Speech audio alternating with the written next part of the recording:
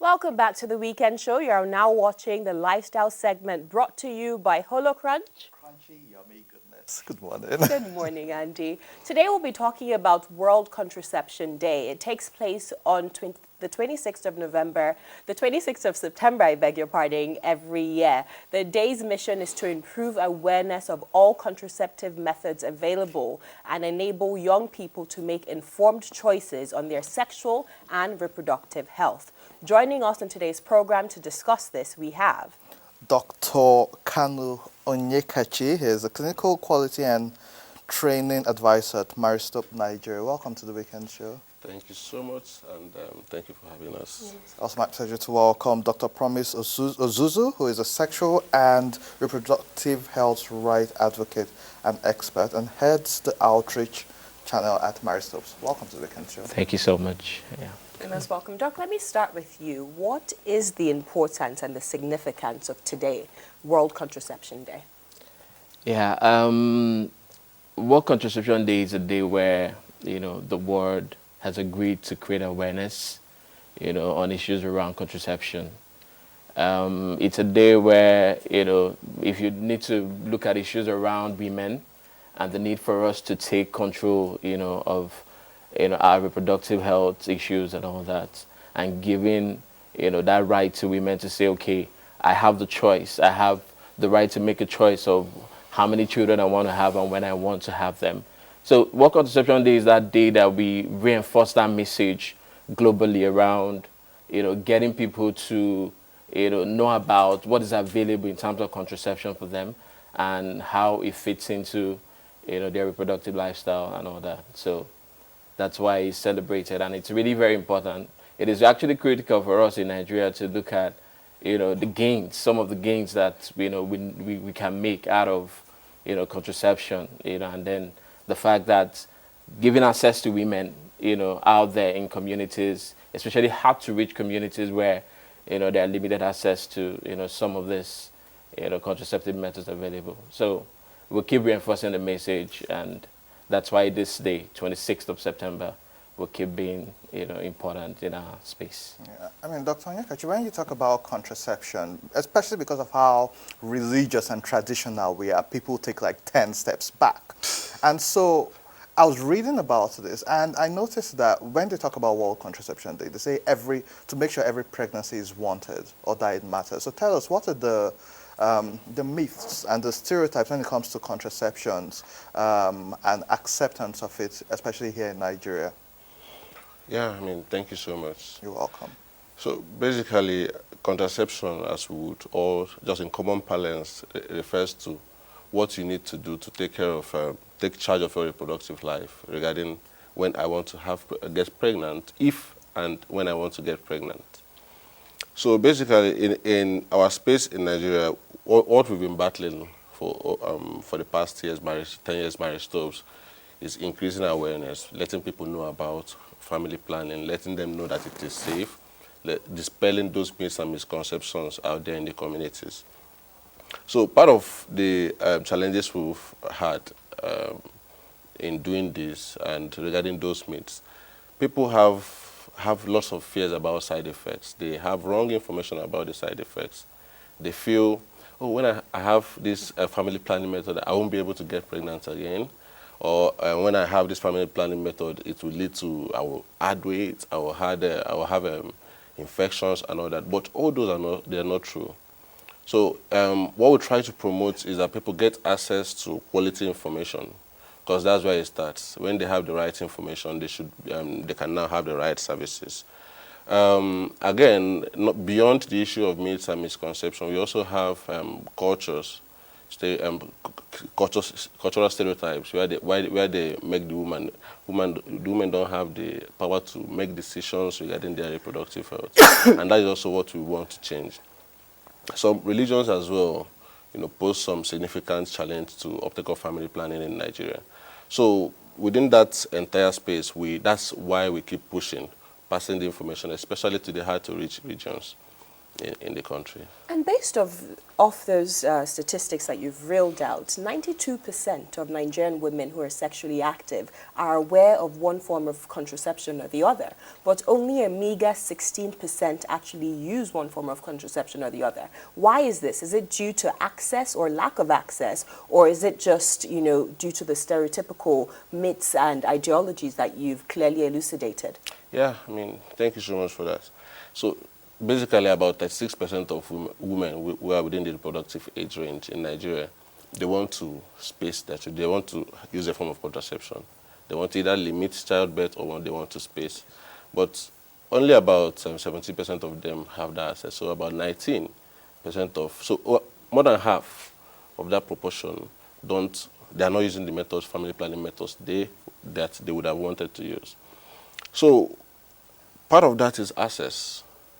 When I mean access, they don't know that in their communities those services are available. That's one part. Then on the other hand, in their communities, they may not have people who are trained to deliver these services. You know, so if you don't have trained people to give these services, people won't access them. Some other issues that could come up, issues of commodities.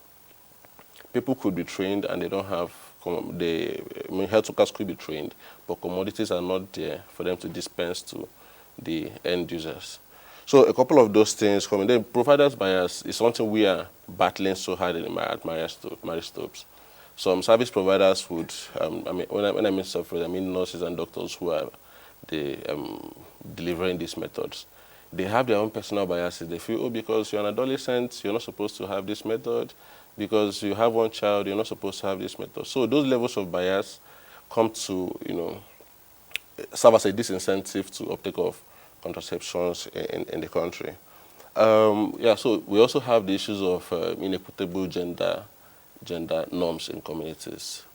Girls, people, they're stigmatized when they take up some of these services. They say, you're using family planning means that I would say that in quotes, you're wayward. So these are things that we need to change over time. So, and we are noticing some level of evolution. We've not gotten to where we need to be as a country and as an organization, but we believe we are making steps, in the right direction. Okay, Dr. Ozuzuu, so just like he has said, he mentioned adolescents and the attitude and bias of some healthcare professionals. And so young people are they're involved in sexual activities, being honest. And so most times when we have this conversation, we want to pretend it's about family planning. Yeah. But the sexual and reproductive health of young people, you've had the rises of STIs, UTIs, and different issues, and unwanted pregnancies, and then abortions, which leads to death. Yeah.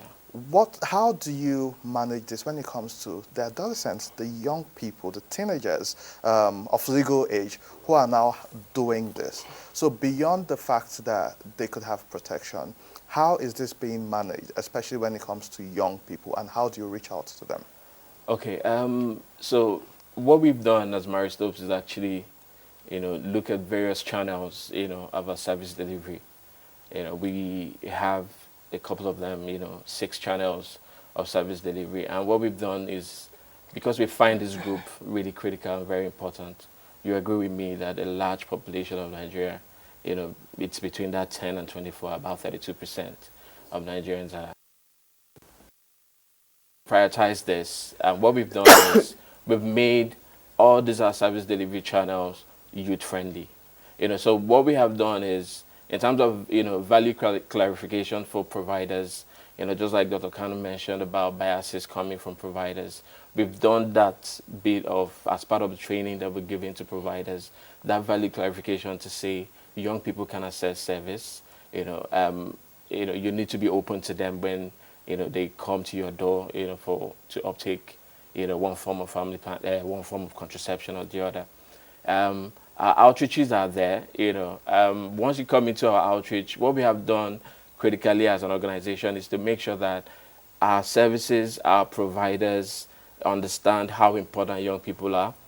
Most of them are young, young nurses, so that they can actually have that conversation. It's good, to put them in that kind of space where they can have that kind of conversation with providers who understand, how it feels, Our messages in terms of our demand generation activities has also, taking approach of having conversations in a fun way, where we use the social media, and then for those in hard to reach communities as well, we find a way to, hold town hall meetings, find a way to identify a group of young people, and get them to have that conversation, and then keep pushing, this thinking around making sure that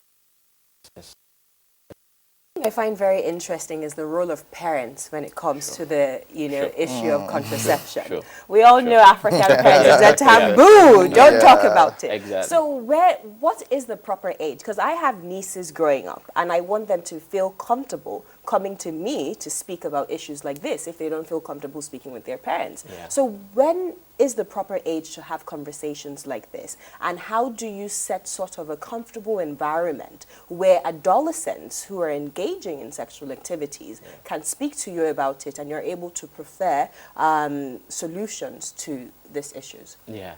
So in terms of when is it proper, to talk about it, you will agree with me, if we go by age, 18 years and above, you'll be missing a large group, True. who get married or who are involved in one sexual activity or the other, at an age younger than 18. So when is it right is when I think parents should start looking at their children. We are in an age where, things start happening at 13, 10, 12. You can start having that education around this is what is available to you as a young person. So as you progress, as you get into, adulthood, you actually know that you have information to take a decision. So as from parents, parents need to identify when to have that conversation of telling their young ones to say, okay, this is available to you, but be careful, take it this way and all that. And then for us, as those implementing in the field, we make sure that at least when you come into our service delivery point, our space, when you engage with us, through different channels, we are able to see you as not as a young person, but as somebody with a need, for, the service that we offer. As somebody who thinks that, okay, this is important for me and I need to get it. And we're not taking you like, it's not family planning. You're taking your future in your hand. You're taking your reproductive health choice and rights, in your hands. And then we, talk to you as an individual, not really looking at you like, oh, do you really need this at this point? So we make that space convenient for young people to talk, to us.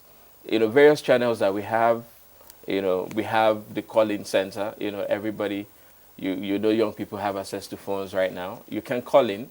You can call into, our contact center, and then you have, our, contact center agents talk to you and give you the right information you need as a young person. Dr. Kanu, so we've spoken about young people, and medically, as older people, some of us are now in our 30s, people in their 40s. Some people at this point have chosen not to get married early. So two things. One, do the risks increase the older you get? And secondly, we've noticed when it comes to contraception, especially things like IUDs and all, more of it is targeted at women. How come there's little or no focus when it comes to men, especially with family planning? All the men literally have is condoms. So how come it's targeted at women? Question. And is there a problem the older you get when it comes to family planning, medically? Okay, so to understand the first question well, is that so you're asking if it's you have challenges the older you get if you're using contraception. Yeah. So I don't think you would have any problems if you're using contraception and it doesn't affect the age. Your age doesn't affect it really. However, we have medical eligibility criteria that guides us. So some people who have some risk factors that could cause them to not to be safely use a particular method of contraception, we usually support them to select another method. So there are specific methods that that might not make that someone who has some specific risk factors will not want to use. So that one is on that part. The issue of men, yes. I like that you brought it up. So at Marriage Stops, we are focusing on bringing men into the discussion. perhaps in the coming weeks we'll have our advocates of long-acting vasectomy. Vasectomy is the one men do that when they don't want to have children again.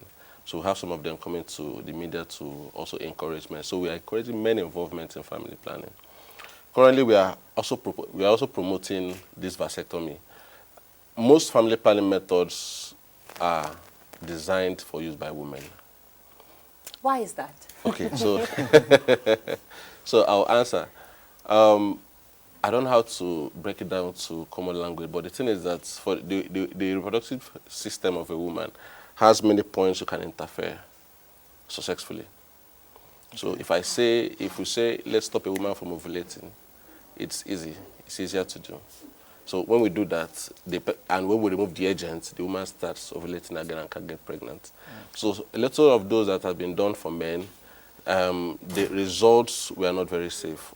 Part of them, lab experiments, some of them that were used on males, the males became sterile, ultimately. So some of these hormonal things, they became sterile ultimately. That's on one hand. Some of them had serious adverse events on the males. However, this vasectomy is very safe. Okay. Very safe. As Mary Stopes is a procedure that lasts about 10 to 20 minutes. Yeah, I've heard that. Yes, very safe. We've done quite a huge number this year, and some of them will be coming to the press to talk about them. They are very safe, very affordable. You will not have diminished sex drive. You will still everything. When you say affordable, give us figures. Let people know what would they cost. Okay. Averagely. So so we don't want to allow cost to be a disincentive for use of that method, but within a range of 30 to 50, 60K, you should be able to get a vasectomy. It's a surgical method of contraception, but it's very safe. Sex drive is normal. Okay. Sex experience is normal. Everything is normal. The only thing you will, the person will also ejaculate. However, whatever comes out then would not be able to make a woman pregnant. So we are having more people coming for it. Last 2 years ago, we had just quite a few number. But 2019, 2020, people are coming more for vasectomy. And it's something we want to promote. We want people out there to know that it is safe. Vasectomy is one service that has lots of myths around it. So if I do this, will I lose my masculinity? Will I become a woman? All those things. And men, they don't want anything to, jeopardize that part of them. So we need to let people know it's safe and it's very affordable. Yeah, so I like to add that in Mary Stopes, in terms of costs, Dr. Kanu had mentioned that it might cost, it might come at a cost, when you visit a particular channel, of Mary Stopes, probably our clinic, our social franchise network, across the country. But through the outreach, we still give this free. Okay. Exactly. So it's something to let people out there know. Are you present in all the states in the country? So at the moment, our outreaches cover 27 states across the country. So that's really significant. And then, Awesome. So social media handles, phone numbers, emails that our viewers can reach you? So we have our toll-free line at Contact Center, which is 080002252. I'll take that again, 080002252. So Nigerians can reach us on that number. It's a toll-free line, and then we can, link you up to our service delivery points, and then we'll take you from there. How about you? Also, he just mentioned our contact center number here, so it's available. You can always call 080002252. It's open. But you mentioned social media earlier. So we also have our social media handles at Mary Stopes Nigeria. You can tweet at us, and then we will take it from there. We have WhatsApp. WhatsApp. The number is actually linked to WhatsApp. You can always reach us as well. Gentlemen, thank you so much for your time. Thank you for coming on today's program to Thank you so discuss much. World Contraception Day. We'll take a short break right now, and when we return, remember I told you at the beginning of the program, we have a special episode for you with some special guests. So don't go anywhere. It promises to be intellectually engaging.